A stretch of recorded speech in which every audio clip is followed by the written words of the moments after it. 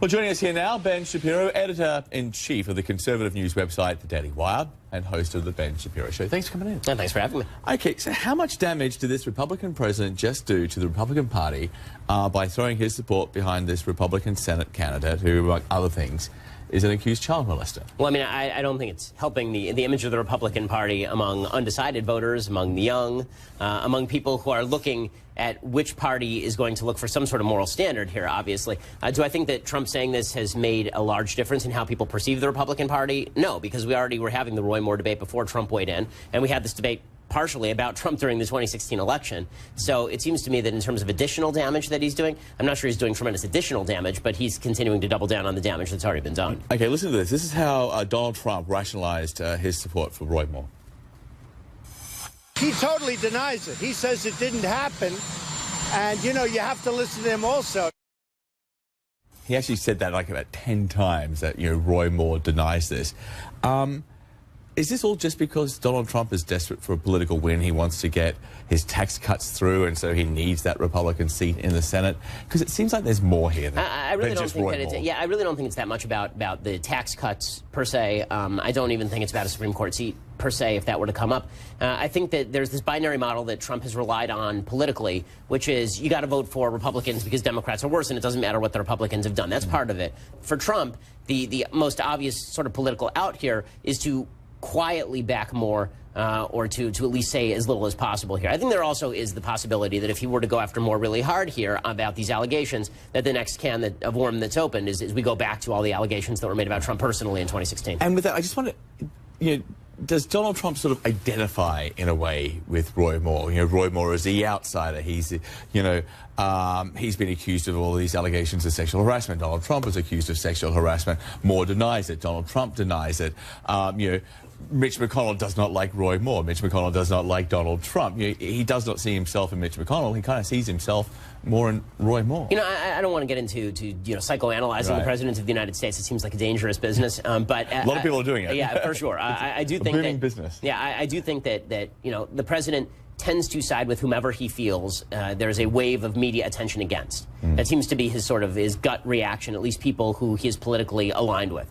And so for Moore, he sees the tsunami of media attention. And apparently there's an article in Politico today about how he felt like this was all staged and maybe the accusers were not telling the truth. You know, I don't know about that, if that's identifying with Moore as though Moore is innocent, but you know, I don't think it's unfair to say that the president feels very anti-media, and he does abide by a simple rule, which is the enemy of my enemy is my friend. So if the media hates Roy Moore, then maybe Roy Moore is my friend.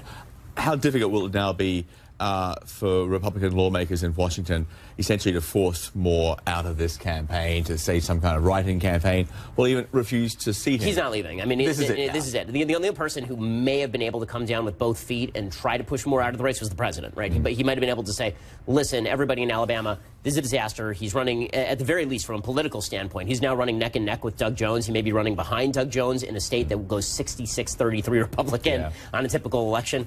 So, you know, if you really want to win the seat, abandon Roy Moore, move over to Jeff Sessions, for example. He could solve two problems. He doesn't like Jeff Sessions, apparently. Could move him out of the AG spot and have him run as a write-in candidate in Alabama. Trump didn't do that. Roy Moore was disinclined to drop out anyway, because that's Moore's kind of MO.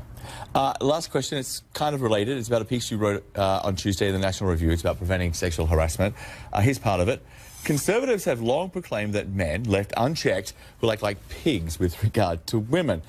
So you argue that what's needed is a return to traditional social norms, like sex would be connected with marriage, thus cementing the connection between sexual activity and commitment.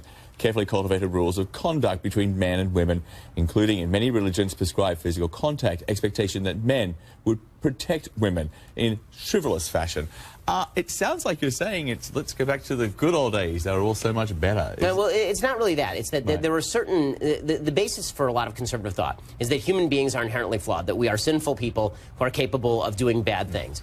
And that there are all these rules in place to protect women against men. Like, a lot of these rules were designed to keep men in check. This is why men were taught to be gentlemen. Now, not all men acted like that, and I think what the feminist movement and a lot of the left said was, these rules didn't keep men in check. What if we just get rid of all the rules? And now what's happening is a sort of an ad hoc formation of new rules, but these new rules don't really seem to be particularly coherent. So you'll see the same people saying that it's totally fine for men and women to go out to bars at night, whether he's an employer and she's an employee, and they get drunk together, and then if they have sex and everything goes well, it's fine. fine. But if they get drunk together and they have sex and it doesn't go well and she doesn't, and she's unhappy about it, then this was some sort of exploitative situation. You can see this in the split about Monica Lewinsky now, right? You're actually seeing some people on the left saying that Clinton should have resigned over Monica Lewinsky. Yeah. At the time, they weren't saying that. They were saying it was a fully consensual relationship. What I'm saying is that whether you accept the conservative rules or a new set of rules, we have to have some set of rules that acknowledge that no matter how much we wish that men would stop being pigs, men are going to be pigs except if there are rules in place. And just shouting at the wind saying, I wish men would be better,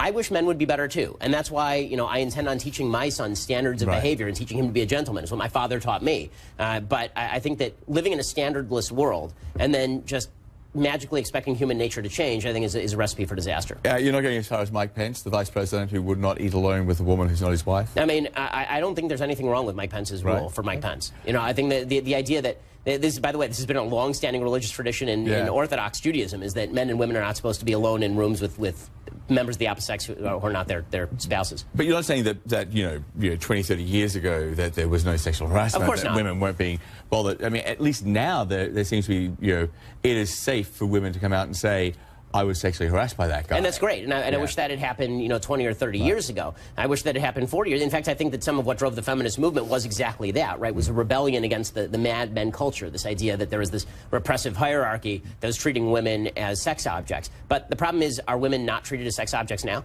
Because it seems to me that every single person in Hollywood that I know of is now being accused of this stuff, and that is the most leftist, permissive society in America. So what exactly happened here? The point that I'm making is that the problem was not necessarily some of the rules. The problem was failure to adhere to the rules. The left tore down all the rules, and now they're trying to create rules through these backdoor mechanisms like yes means yes in California. Those rules, in many cases, are going to end up being more puritanistic than a lot of the original rules. Right? The rules in California, this yes means yes rule, is basically I'm supposed to have a lawyer there with me when I'm having sex with somebody, going down the checklist of consent. And that seems to me a lot less doable than an expectation that you're only having sex with the person you're married to. We're out of time, but I guess at the end of the day, a return to common decency. Yes. Yeah, it's probably not a bad idea. Exactly. Ben, I've wanted to have you in for a long time. It's great to talk to you. Hey, thanks for having me. I appreciate it. I appreciate it. Thank you. We need tougher laws.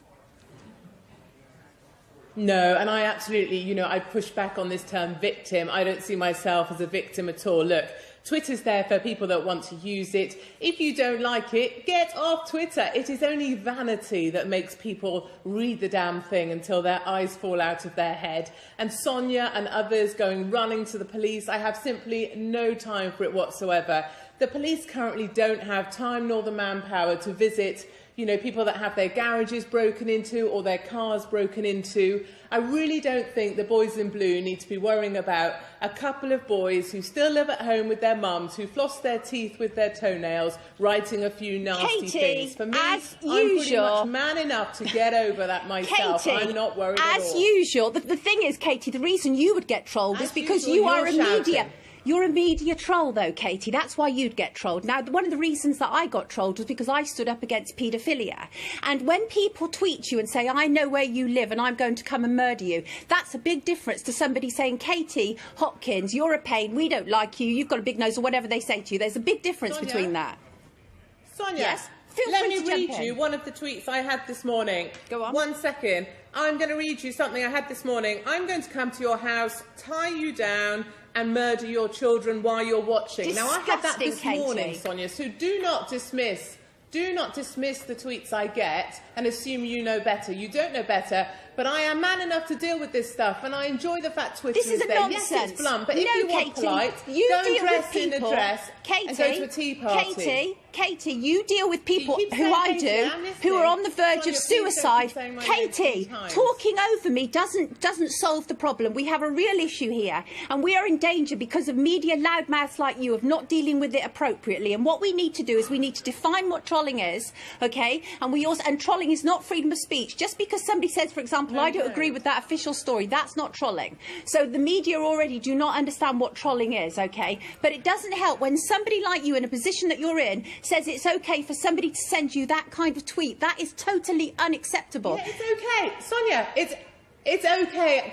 Sonia, I'm not worried about the trolls. I'm more worried about the knackered old goats going over the bridge that can't handle it. Frankly, if you don't like the forum, get off it. Our police have better things to be doing, and I'm sure our taxpayers don't want to be going out there spending their hard-earned money on police coming around to deal with problems for small women.